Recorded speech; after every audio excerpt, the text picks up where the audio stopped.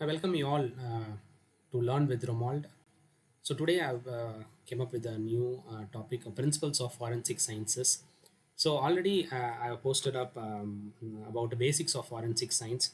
So this is about the principles of forensic sciences.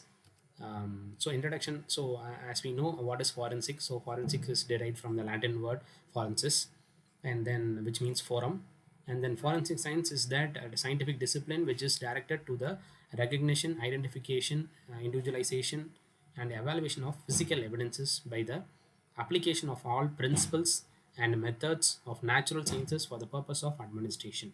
So we know about what is forensic science. So we know about forensic science.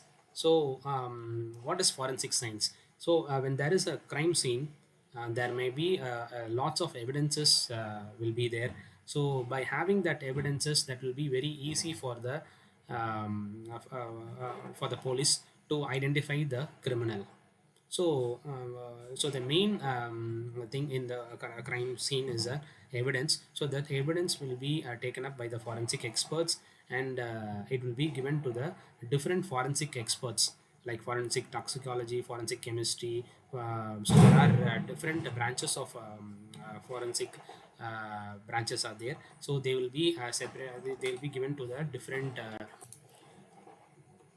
So next one about principles of forensic science. So there are seven principles or basic principles are there in this principles of forensic science. Law of individuality, principles of exchange, law of progressive change, comparison, analysis, probability, and circumstantial facts. So we'll see one by one. So law of individuality. So every object, a natural or a man-made, has all individual which is not duplicated in any other object. So the individuality has been verified in certain fields. So when we are seeing that particular individuality, that we can see from the fingerprint. So fingerprint will not be same from one individual to another individual. So that we can consider as a law of individuality. And then principles of exchange. So according to this, when a criminal or his instrument of crime come in contact with the victim or the object surrounding him, they leave traces. So and the criminal or his instrument picks up traces from the same contact. So by having these traces from one contact to another contact, so this traces can be taken up by the forensic experts from the principles of exchange we have seen. Next one is law of progressive change. Everything changes with the passage of time. So this time period will give the changes. So its impact on the forensic science is immense. The criminal of the crime scene and the objects involved in the crime all undergo changes, hence may become unrecognizable. So this time period will make the crime scene changed from that particular time, and after, if it takes 3 to 4 hours for the forensic experts to arrive, so that will change up in many aspects. So law of progressive change. Next one, law of comparison. So only the likes can be compared.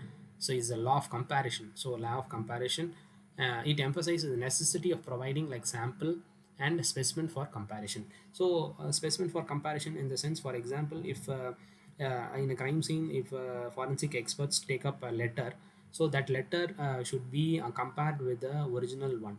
For example, if it is a person, sample A of paper has been taken, that sample A should be verified by the some other letter or some other letter with that handwriting. So for the confirmation of the particular person's handwriting or the particular person's paper which he has written before death. Next one, law of analysis. So the analysis can be no better than the sample analyzed. So the principle emphasizes the necessity of correct sampling and packaging for effective use um, of experts.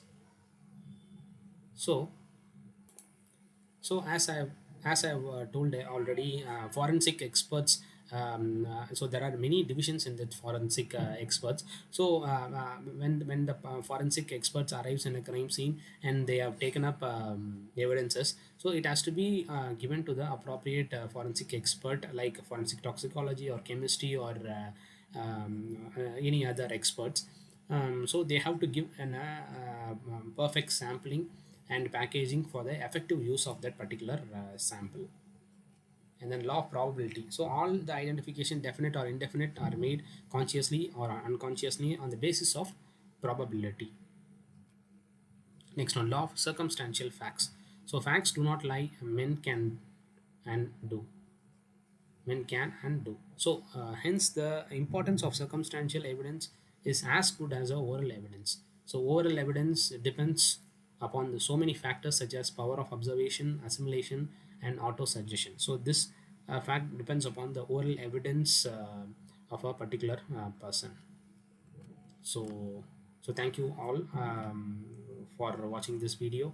So this is about principles of forensic science. Thank you.